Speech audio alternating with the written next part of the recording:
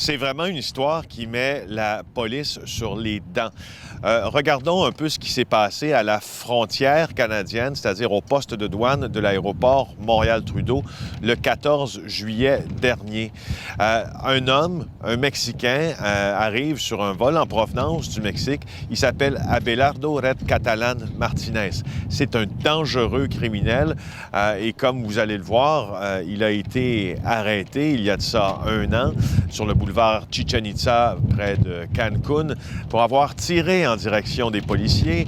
Il est aussi soupçonné de l'enlèvement d'enfants des mineurs dans 4 États mexicains. Et là, le 14 juillet dernier, il est entré au Canada sans que l'Agence canadienne des services frontaliers ne se doute de quoi que ce soit. Ce n'est que le lendemain que l'Agence a décidé d'émettre, si vous voulez, un avis de recherche pour cet homme-là, parce qu'il est évidemment réputé être très dangereux.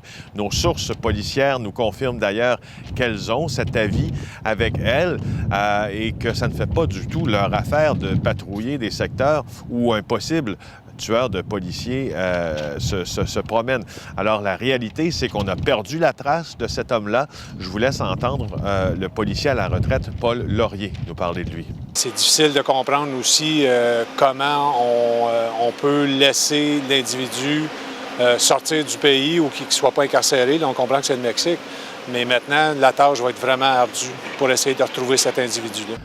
Alors, ces informations viennent confirmer, si vous voulez, celles qui avaient été mises à l'avant-scène dans le grand reportage Narcos PQ, qui nous disait qu'au Canada, 400 criminels et au Québec, 200 criminels liés au cartel mexicain opéraient en toute impunité et avaient pu franchir la frontière malgré les processus qui sont en place. Ces informations avaient été, ou la qualité de ces informations avait été minimisée par le gouvernement de Justin Trudeau, mais là, voilà que plus les semaines avancent, plus on comprend que des criminels mexicains entrent ici en toute impunité.